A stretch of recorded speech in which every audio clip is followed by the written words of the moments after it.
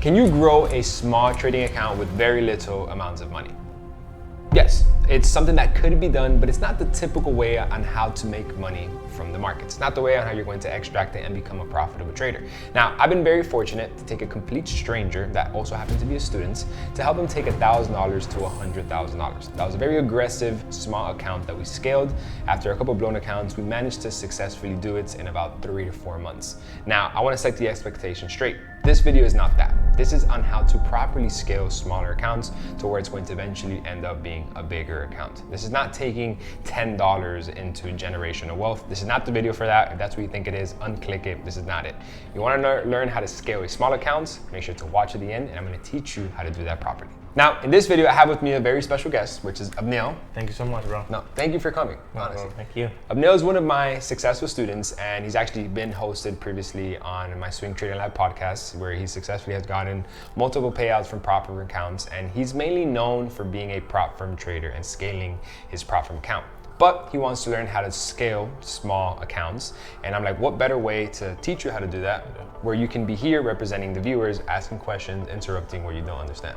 Right? So there's no pressure. Any point you have any questions, feel free to just jump in and ask me, okay? Awesome, bro. You ready to dive in? Yes, go. Okay, let's do it. Today we're gonna be talking about 3 very key components. The first one is going to be creating a proper plan to scale a small account, which it's similar, but very different from a prop firm account, right? Okay. So creating a proper plan to scale a small account.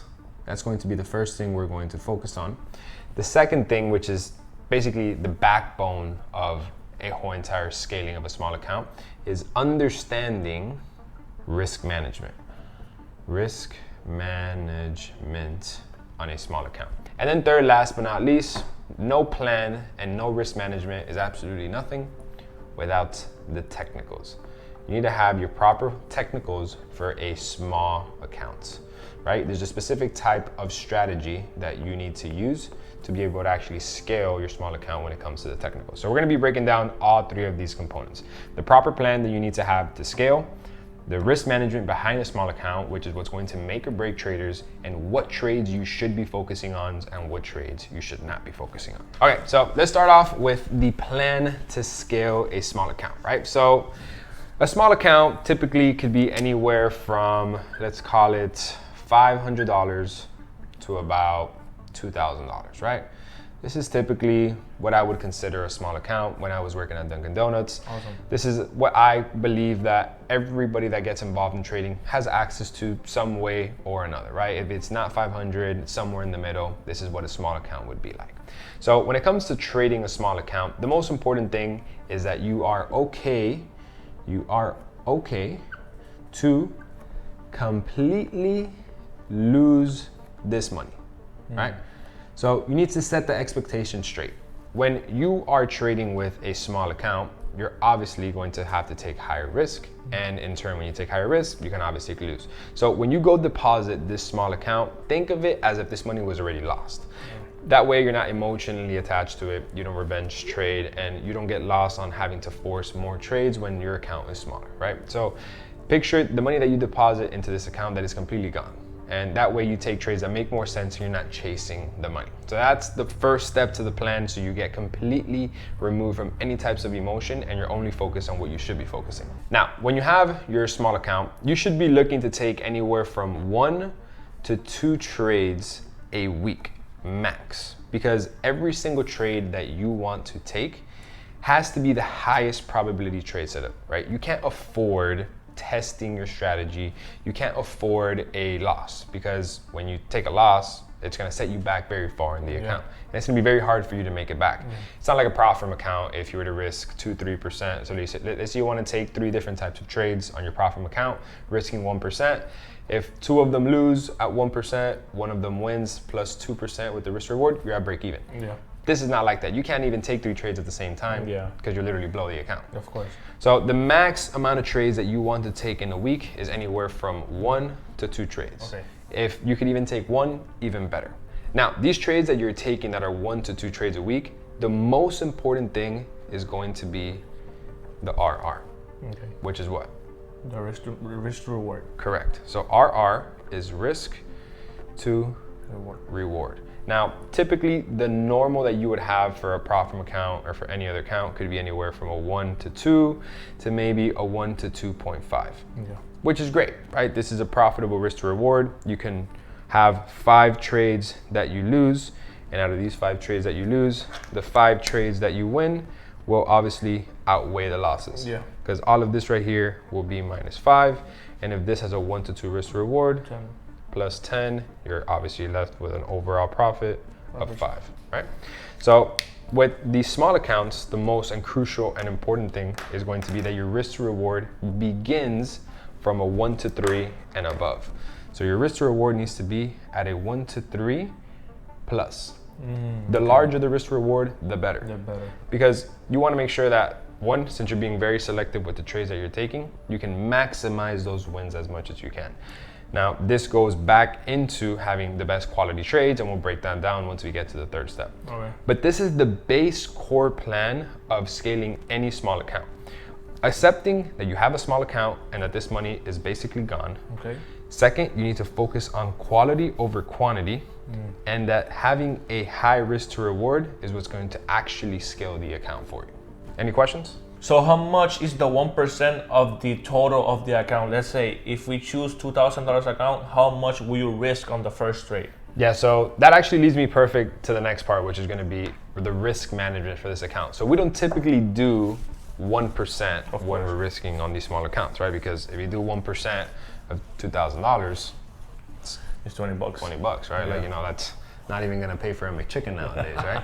So Yeah. when it comes to the risk management of the accounts and what you risk, that's where the backbone of this is going to be built, right? So now we're going into the second topic, which is going to be the backbone of growing any small account and is the most important, which is risk management, right? Don't mind my handwriting, right? Yeah. So risk management is by far going to be the most important thing. So for this example's purposes, let's kind of go right in the middle of the account balance that we decided to start off with. Let's say that we have $1,000 starting balance, right? This is our starting balance with our account. So we understand that we have to take anywhere from 1 to 2 trades a week, and we understand that our risk to reward needs to be a minimum of a 1 to 3 plus. Yeah. So on these 1 to 2 trades, how much do we risk?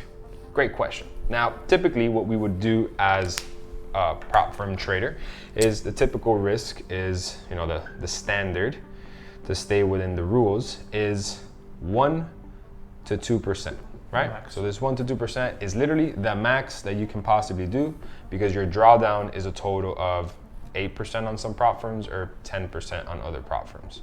Now, that is because the prop firm sets those rules and you have to create your own rules so you don't obviously Blow the account. breach them. Now here, we set our own rules, which is good and bad because since we're setting our own rules, we can obviously make a mistake and we're the ones holding ourselves accountable. Now, for the prop firms, the standard is a percentage because you have higher amounts of money, right? Or the $100,000 account, if you were to risk 1%, That's $1,000. it's $1,000, right? Yeah. So that's a significant amount of money, right? $1,000, you catch a 1 to 3 risk to reward, it's $3,000. Yeah. It's a great amount of money. And that's just risking 1%. So when you have anything over, I like to say $25,000 is where you should focus on the percentage gain, which is what is happening here. Anything below $25,000, it's all the money game, right? So this is where we're going to transition the risk management into the money game. So risk management when you're scaling a small account is no longer percentage. It's the money game. So this is where you need to figure out, okay, you know what, for the $1,000, I want to create the base that I want to risk $250. Or I want to create the base, it be $350. It's whatever you feel comfortable with, but you have to make sure that you have at least 4 or 5 trades in you before you would obviously lose the account. Yeah. Now, again, this is very high risk, but it's the only way to scale the account. So these $1,000, you go very high risk at the starting point, and then as you start creating a bigger account, you lower that risk so you're not prone to blowing this account. So this is where the money game comes in, and you have to find what you're comfortable with risking on the first couple of trades. So what would you feel comfortable with risking on these $1,000? Probably 35% at $350. Okay, $350. Yeah. Okay, perfect. So now, the first trade that you're going to take on scaling your small account is the most important trade. Yeah. Because that trade will either make or break you. Yeah. It's going to either set you back or it's going to give you off to a great start, right? So you decided that you wanted to risk $350. Now, if you catch a 1 to 3 risk to reward to that, it's basically $1,000. Yeah. Right? So this is what you're going to risk, and then this is Reward. your potential reward, right? After fees and after everything, you're gonna have about $1,000 because we're always going for a 1 to 3 RR. Now, the best way that I like to explain your first trade, it's gonna be with a punch card. And I actually learned this from Mr. Warren Buffett, right? So let's say I give you this punch card, and these are all the trades you have to take in your life. So the trades that you can take in your life are on this punch card right here. There's going to be a total of about 15 trades inside of here. 9, 10, 11, 12, 13, 14, 15, 16, 17, 18, 19, 20. Let's call it 20 trades. So what you should do when it comes to taking a trade in your small account is if you were to have a punch card like this. Punch card. I'm terrible at writing, right? So once you mark off all of these trades, okay, you're done. You can never trade ever again in your life. So what is that going to make you do? That's going to make you be very selective on every single trade that you're going to take. You're going to think 2 times, 3 times, 4 times before you enter that first trade because of the importance and the impact that this risk has on your $1,000. Yeah. So whenever you go take your first trade, whatever it is that you decide to risk, you need to make sure that that trade is 100% worth risking those $350. Okay. Because the moment that you do take that trade, you're down 1 punch, you got 19 left to go. Yeah. So you need to make sure that that probability is a very high probability trade setup, and very high probability trade setups that can potentially give you a 1 to 3 risk to reward don't come every single week, right? They can come maybe once a week, maybe once every 2 weeks. And this is not the time to learn a strategy. This is not where you learn how to trade. No, not at all. This is once you already have some type of understanding how trading works and you've made some money, you've lost some money, and you want to try a different approach, whether it's prop firm or personal, this is where you go and put that into practice. But you do not learn a strategy off of doing this approach. So if you're learning a strategy right now and you're a beginner or even intermediate, go watch other videos, get educated. This is not the moment for you, right? So this is for someone like Aníbal that has been trading for some time, has made some money, and is ready to take on a different type of trading. Or maybe you've passed some prop firm accounts, you've made it to that funded stage, but you never get a payout because of the rules, maybe because the rules aren't set in your favor. Trying something like this where you can set the rules for yourself. So back to the punch card. So let's say the first trade that you're going to take wins, right? Because you were very patient, you were very selective with your trade. Cool. So now your $1,000, you have basically taken it to, let's call it $2,000. Now that's fantastic, right? Because you've technically doubled your account by just technically risking 30% of your account, which is great. Now, all you have to do is then determine what is my goal with these $1,000. Is my goal to take it to 10,000, 50,000, 100,000, a million, right? What's your goal? You have to be realistic with what you're trying to do and how much experience you have. So what would you say would be your goal with these $1,000? Let's say 100K. 100K. Okay, so your goal to take $1,000 to 100,000 is very optimistic goal. Like it's very challenging to do something like that. Is it possible? Sure. It's just very high risk. Now you have to determine how fast do you want to get there. Do you want to get there in 6 months? Do you want to get there in a year? What is something that you envision yourself doing? Probably in 6 months. In 6 months? Yeah. Okay, so taking $1,000 to $100,000 in 6 months is possible. Now you have to do the math reverse. So let's say your goal is $100,000, right? We're gonna keep our punch card here because it's very important. So let's say $100,000, right, is your goal. Right now, you are currently at $2,000 because you just won a trade. So this trade that you just won is your balance. Now, this goal right here that you want to have in 6 months, how many weeks in 6 months? 24. 24 weeks, right? Yeah. Okay, so now what you have to do is divide this in weeks. So let's do like this, for example. Let's do 1 week, 2 weeks, 3 weeks, 4 weeks, 5 weeks, 6 weeks, 7 weeks, 9 weeks, 10 weeks, 14, 15, 16, 17, 18, 19, 20, 21, 22, 23, 24, right? Yeah. 1, 2, 3, 4, 5, 6, 7, 8, 13, 14, 15, 16, 17, 18, 19, 20, 21, 22, 23, 24, okay, we did 25, right? 24 weeks. So your first week, you've already taken $1,000 to $2,000, right? So now this starting balance is $2K. Now, your end goal is $100,000, right? So that's your end goal by week 24. Now, what you have to do is go backwards.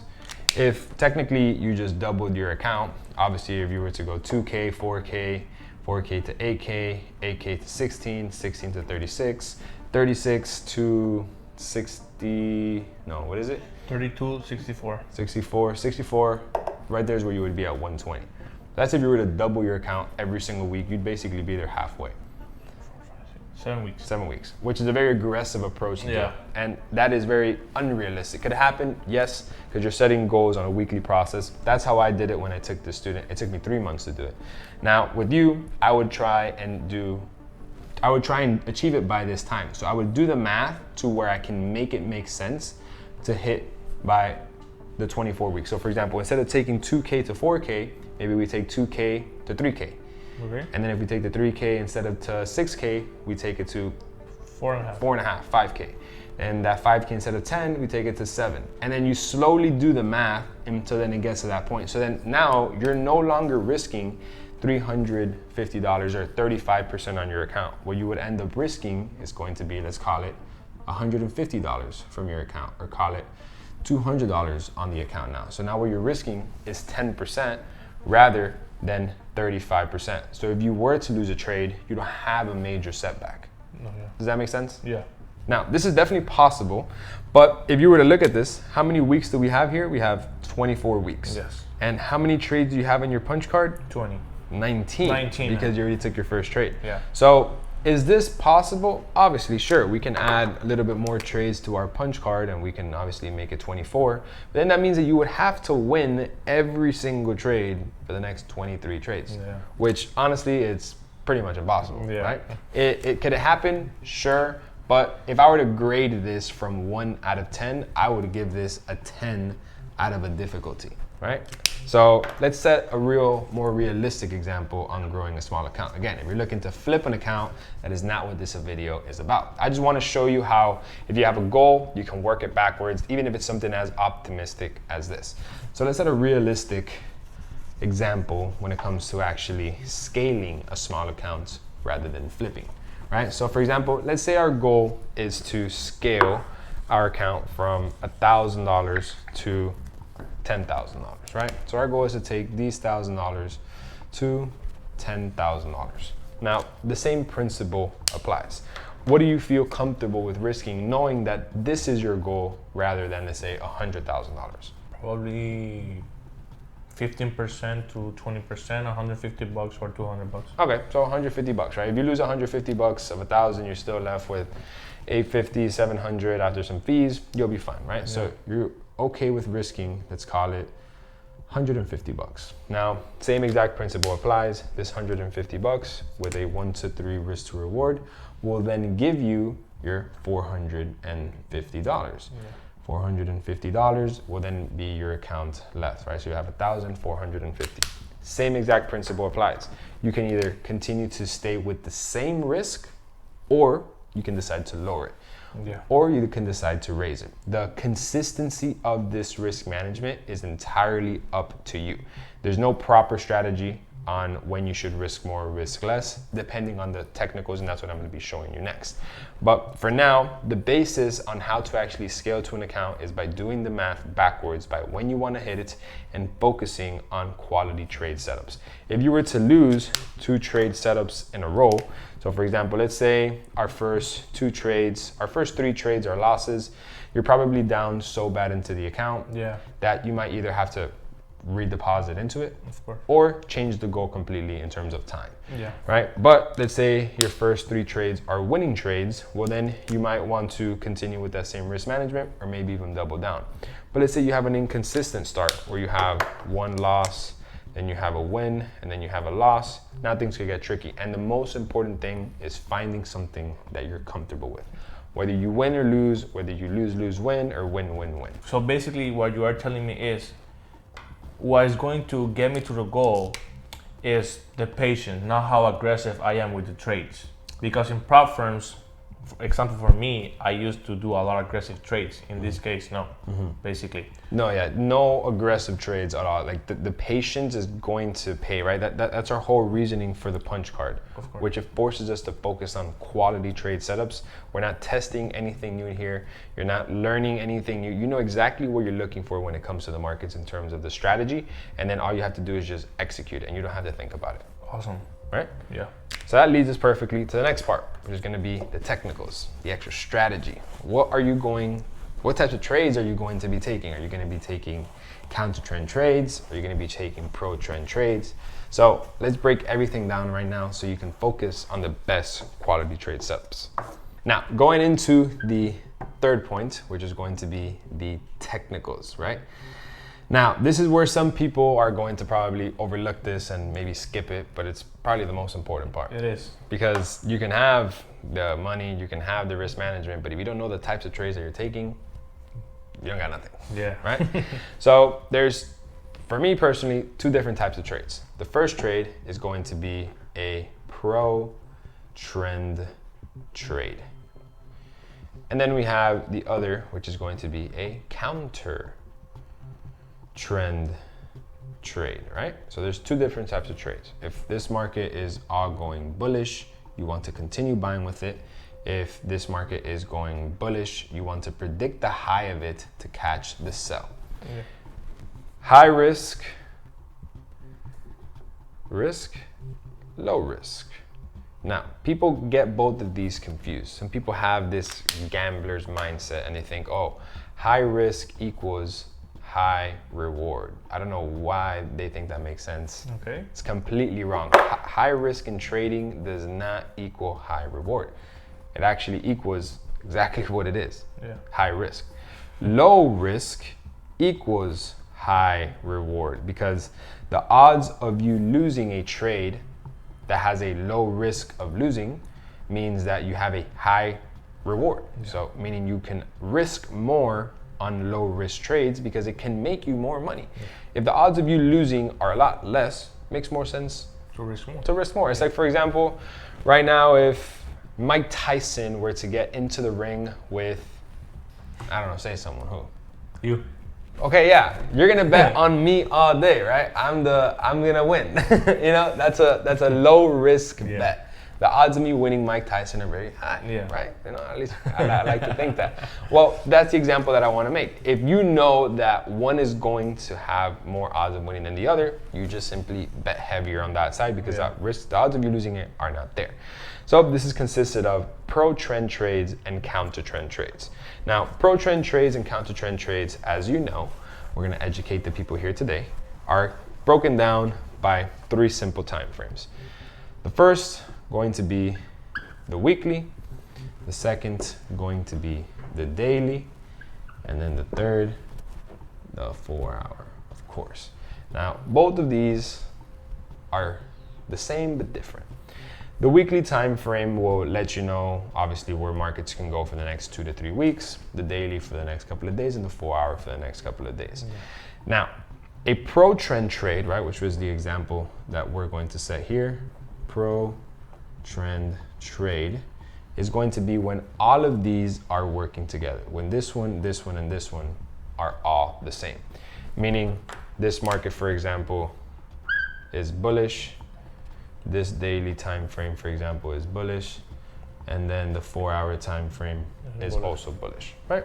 This is the exact same time frame. Let's call this example right here Euro USD, for example, right? So Euro USD, right now the weekly time frame is bullish, daily time frame is bullish, 4-hour time frame is bullish. The most logical thing to do right now is buy, right? Just, of course. It makes sense to buy because you're going to be trading with the trend. Yeah. This is what would make this trade a low risk trade, because you're trading with the trend. Now, obviously, if the market is all the way at a high point right now, you don't want to trade at a high point. Yeah. Makes no sense. It's like buying Bitcoin when it's at the high. What was the height of Bitcoin? 126. 126. Yeah. Why would you buy Bitcoin at the highest point it's ever been, right? Like, Yeah. It's like right now gold. What's gold at right now? Like 5,000. 5,000. Yeah. Today was 5,100. 5,100. Yeah. There's still people buying up there. That makes no sense to me. Yeah. Like, you don't ever want to buy something at the highest point. So yes, you are bullish, you are at the highest point, but you want to wait for what I like to call a discount, which is also that retracement. So first you need to identify if the market has these 3 time frames together, right? So let's say, for example, this time frame is bullish, bullish, bullish, right? This is great. What we want is this type of discount for this market to have a retracement. Now, we want for the retracement to happen only on the weekly and on the daily. Okay. Right? We want this retracement to come back to a weekly area of interest or a daily area of interest. So this weekly area of interest is the same as here as on the daily area of interest. That's what we're anticipating to come back. That's what we're anticipating. This is where the weekly area of interest is now anticipating, right? Yeah.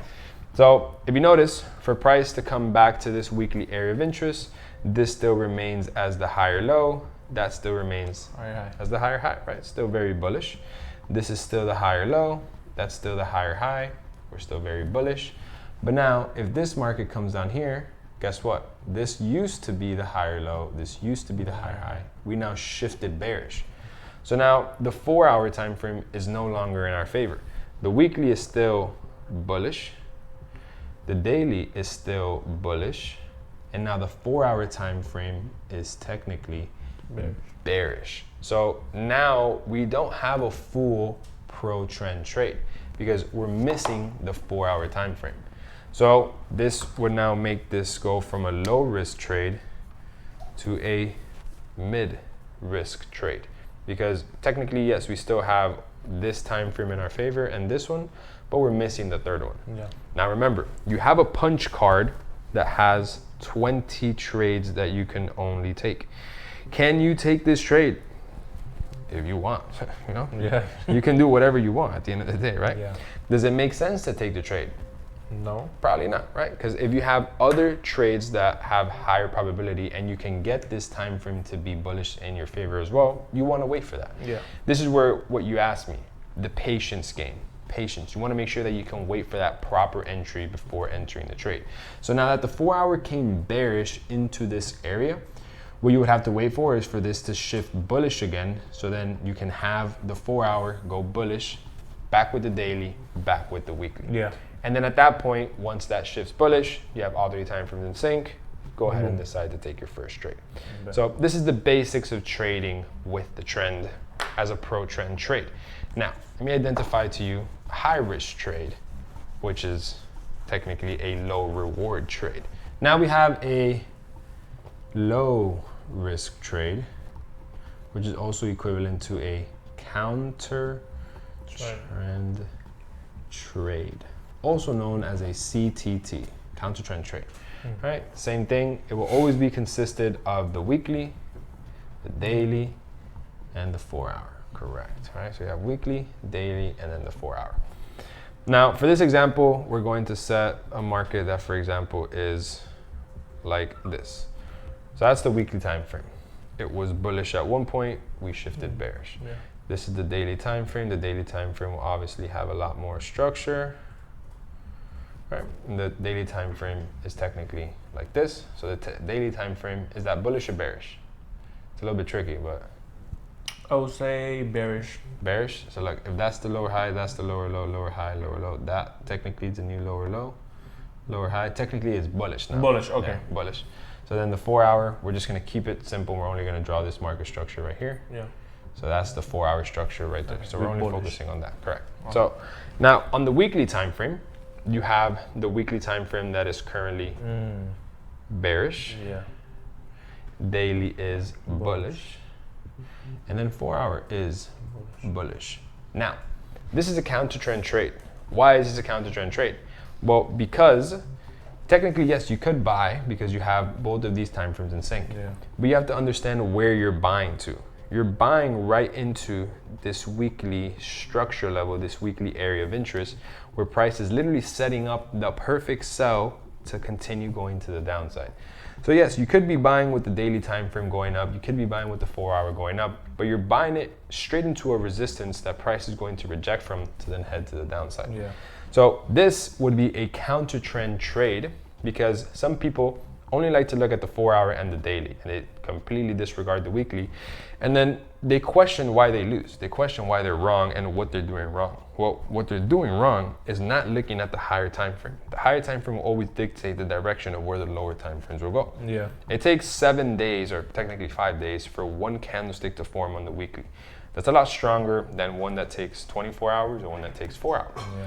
So if you have a trade that is technically bullish on both of these time frames and you're going against the weekly trend, which is what you're doing here, that is a counter trend trade. That is a low risk trade. Yeah.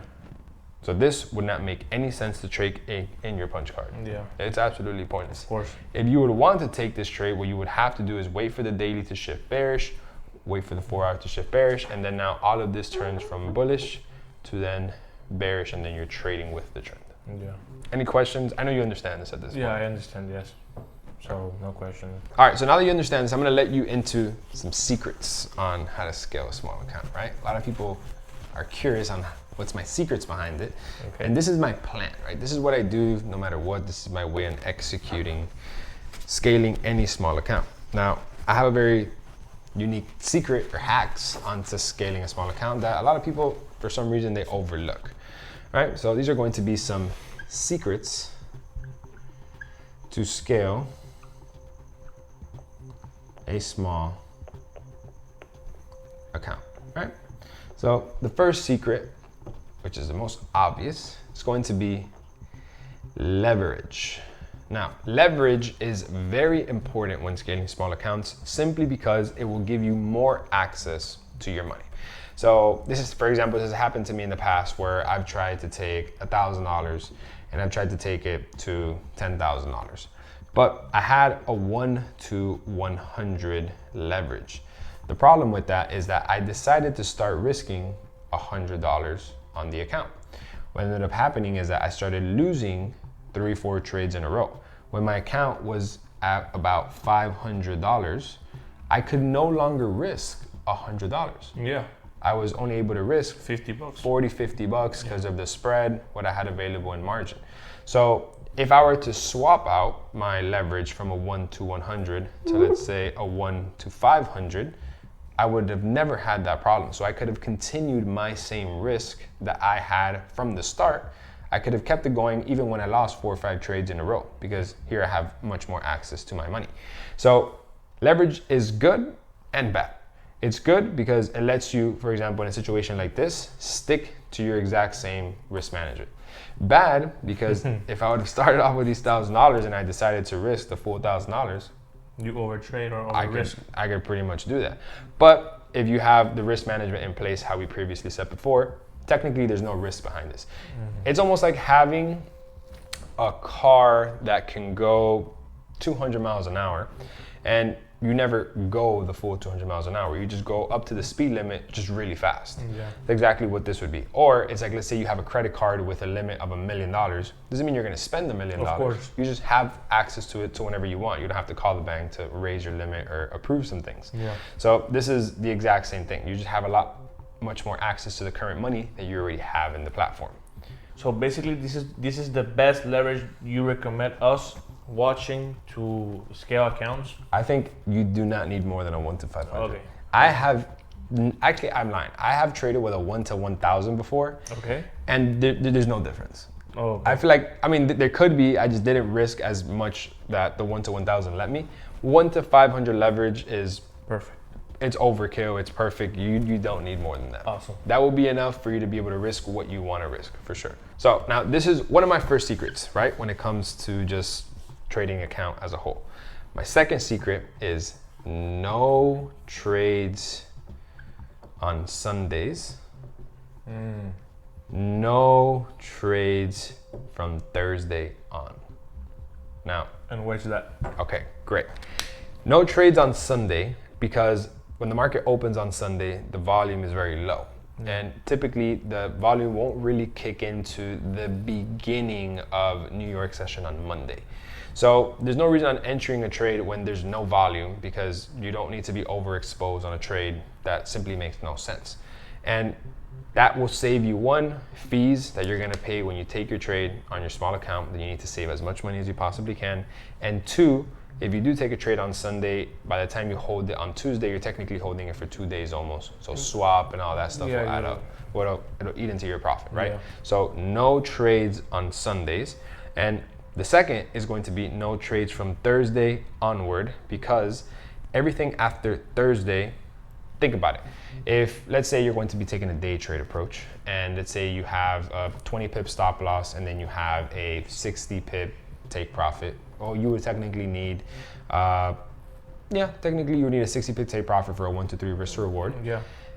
You probably won't have any volume that will get the trade to hit those 60 pips after New York session on Thursday.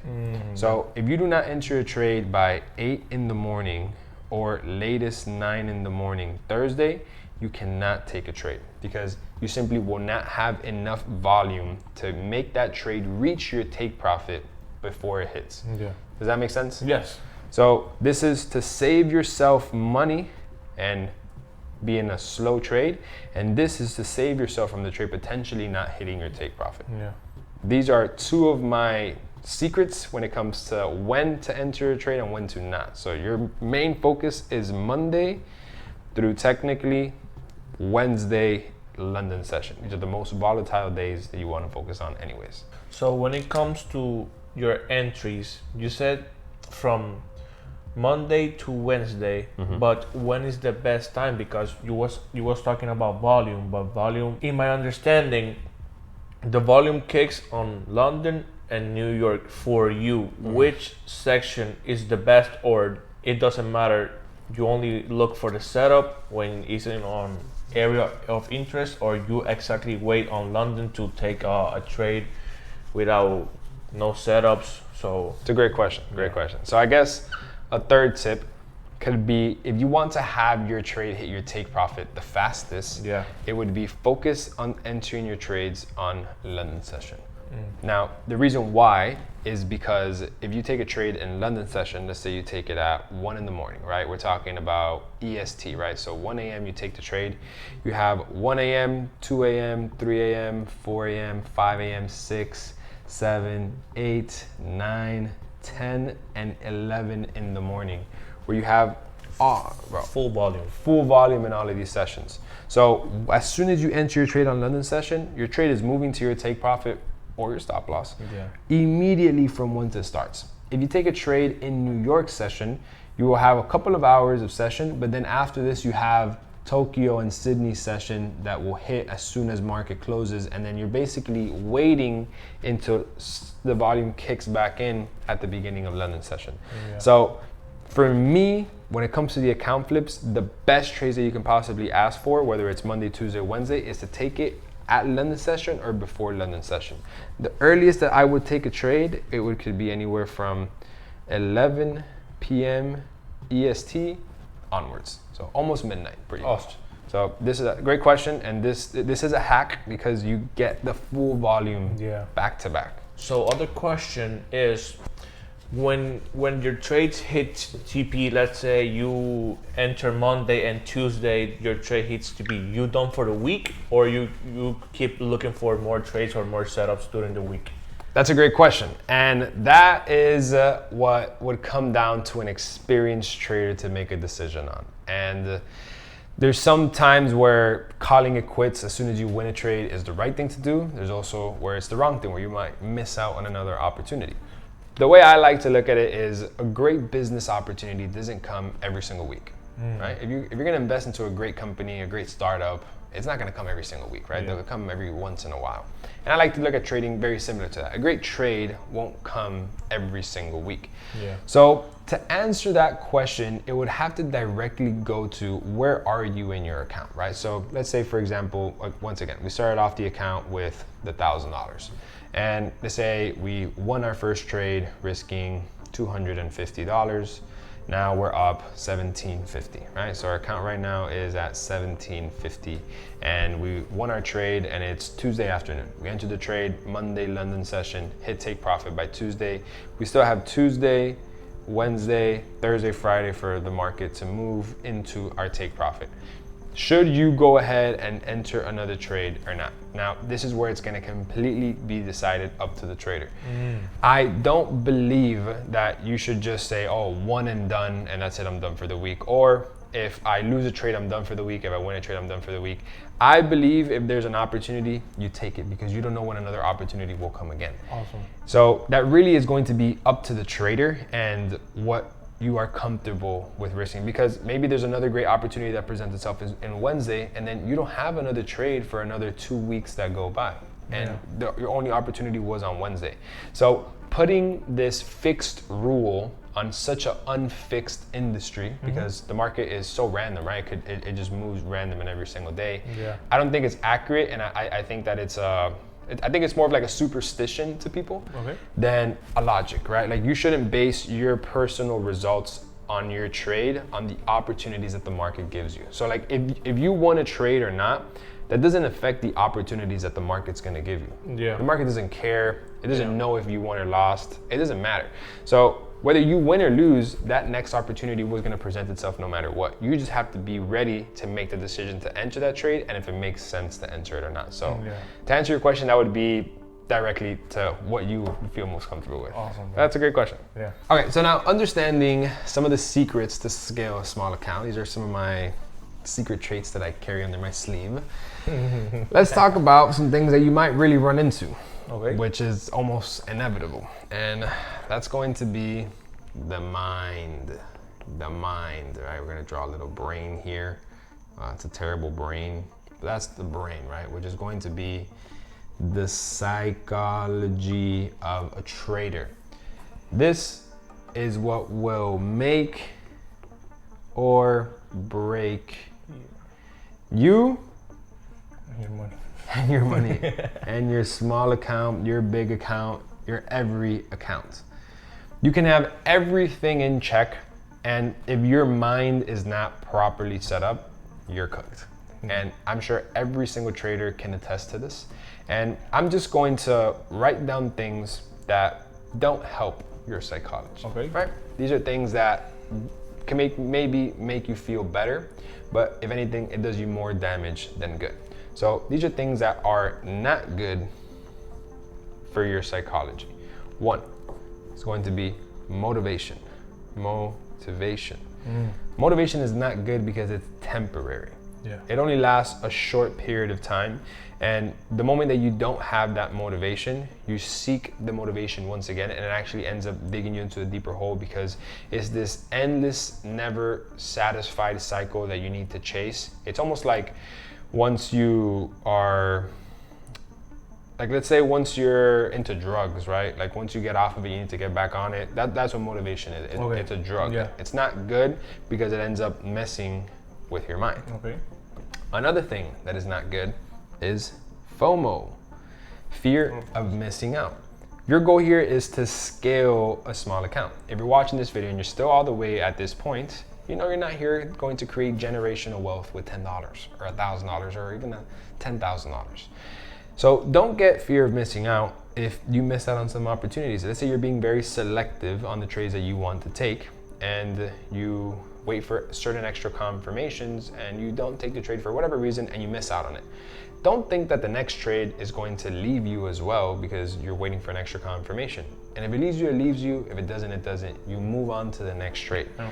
Do not have fear of missing out. Will you miss out on opportunities? 100%. You watching this video right now, I can almost assure that you haven't been trading more than 5 years, right? I can almost assure you that. And just to let you know, you've been missing out on opportunities in the markets for the last 25 years. So if you just missed a trade this week or next week or the following week, think about all the other opportunities that you've missed out on for the last 2-3 decades that the market has been presenting. Yeah. So are you really missing out on something? No. These are all new opportunities being presented to you, and they're not going to stop. What will stop you from capitalizing off of these next opportunities is your mind on fear of missing out while you're going to chase trades. Next is the classic, greed. I wanted to take the $1,000 to $10,000. And you get there and you're like, well, that was easy. Now I want to take it to $1 million. And then what ended up happening, you end up upping your risk, you end up taking more trades, forgetting what you did to get you to the point that got you to your current account balance, and then you blow your account. Yeah. Be content with what you have done. Now, I'm not saying be satisfied or celebrate or be happy, but realize and have a moment of realization. It's like, holy shit, I just did something that 99% of the population can't do. 99% of the population can't even look at a chart and understand if it's going up or down. And if you can already withdraw some money from that, you're already ahead of the game by 99%, if not almost 100. So greed at any given point, don't feel the need to risk more to make more. If you know how to read the charts and you know how to find solid opportunities, the money will come. It will take time. It's not going to come from one second to another, but the money will come. Greed is what is going to then fund your emotional decisions. I'm sure we've all been there when either we've gotten into a fight with a girlfriend, when something is going on with, a family member, whether they are supporting you or not. Parents could be fighting, whatever's going on in your life, right? Lead you to make an emotional decision. Oh, I need to make this money right now because I want to get out of the house, or I want to show this person that I'm worthy of this, or I want to do this. Any decision that you're making a trade based off of how you feel is already a loss. If anything is based off of how you feel, you're cooked. You're completely toasted, right? You can only take a trade based off of what the market is telling you. And if the market tells you it's a good trade, you take it. It's not what you want to feel towards a trade. Next, we have probably the most important. Well, they're all very important. Procrastination. You know what? On my next trade, so you take your first trade, you take a loss, and you're like, you know what? The next trade, it's gonna be a pro trend trade. It's not gonna be a counter trend trade. You realize that a pro trend trade could take some time to get ready. It might take 1 or 2 days, and then you get entertained in the between by a counter trend trade. You take it, and then you lose again. And go, you know what? The next trade, I'll risk a little bit more and actually make it a pro trend trade. You take that pro trend trade, you happen to take a loss as well, and now you're mad at life as to why you're not successfully scaling your small account. It's because you're procrastinating the foundation of how to scale a small account properly. If you say that you're going to go out there and do something, just do it. Don't procrastinate as to something needs to happen in order for you to do something. Oh, I need to get a raise at my job in order for me to start, or I need to be in a certain time zone to be able to learn how to do this. No. When you find the time, you do it and you get with it. But the more you procrastinate, the longer all of this is going to build up inside of your mind, because you're going to be seeing other people capitalizing off of this opportunity, and then you're not. And now you're just going to, everything here is just literally going to 2x because you've been procrastinating for who knows how long to do the right things that you know you should be doing. You know you should be okay with risking a certain amount of money. You know you have to stick to that percentage, and you know you have to learn a strategy. It's very simple. Don't procrastinate on things that you already know. You're seeing it every single day online with people explaining the foundations about it.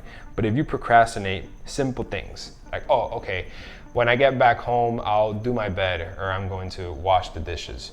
And okay, when I get back home later, I'll throw out the trash. all of these small things that you procrastinate that could get done in honestly less than 2 minutes. Yeah. It takes you 2 minutes to do your bed. It takes you 2 minutes to wash the dishes, 1 minute to throw out the trash. When you get back home from work or from whatever it is that you're doing, your mind is clogged with all of these other micro things that you didn't do. And now you put an excuse, you procrastinate as to why you can't get started or as to why you can't do something, because you procrastinate on doing things on your personal life that then get involved with this new side hustle that you want to join or this new business that you want to start. All because small things that you've done have built up to hold you back from what you actually want to do. So don't procrastinate anything. Now, all of this built up will literally be equal to you. This is going to be the direct representation of who you are. If you as a person to people, or you as a person are emotional, you as a person are greedy, all of that is going to reflect to the markets, and it's going to come back to you 2 times fold. So you need to approach the markets as a trader. And I say this all the time, for you to go out there and become a bodybuilder, what do you have to do? Well, you have to become a bodybuilder. Yeah. You have to go to the gym, you have to eat like an animal, follow a strict diet, count your macros, hit the cardio, take maybe some enhancing supplements, right? Maybe, right? If you want to be a bodybuilder, you have to do what it takes to be a bodybuilder. Yeah. If you want to be a trader, you have to do what it takes to be a trader. You have to turn into a trader. You have to be okay with taking risks. You have to be okay with staying up late. You have to be okay with not even making money at times, because that's just how it goes. The same day you walk into the gym is not the same day you get abs. It's just not how it works. Now, with that being said, we have discussed some pretty core foundations of any trader. Whether you want to have $1,000, $10,000, or $100,000, $1 million account that you want to scale at a slow rate, at a fast rate, you need to have these key foundations. You need to have your core plan. You need to have a certain approach on how you're going to approach it. You need to have a risk management, because without that, there's no longevity on how you're going to scale the account. And then most importantly, you need to have a strategy. A strategy that is going to let you understand when it's the right time to take a trade and when it's the right time to not. You can take on literally this dude did not know how to trade previously. He learned the strategy. And so how much are you up this month right now? This month, 41,000. On your prop firm account? Yeah, 41,000. Now we got to get you to your personal account so you can scale this. So you're going to deposit those 41,000 in your personal, or you're going to take a piece of that? Probably a piece like 20K. 20K? Yeah. Okay, cool. So you technically fall under the small account, so you could still do something pretty aggressive like this. Yeah. But without a strategy, he would have never had the type of resources that he has now to be able to not only scale a prop firm account and now attack his personal account. You guys want to learn a strategy, get on calls with me and other students just like himself, where we review your trades, see what you're doing wrong, double down on what you're doing right. Click the link in the description down below. We'll break down for you exactly the trades that we're interested in trading for the week, and letting you guys know what you're doing wrong and be part of a winning community. You guys want to know more about it, hit the link in the description below. Hope you guys enjoyed this video. Make sure to hit that like and subscribe button. See you guys in the next one. Don't forget. See you guys.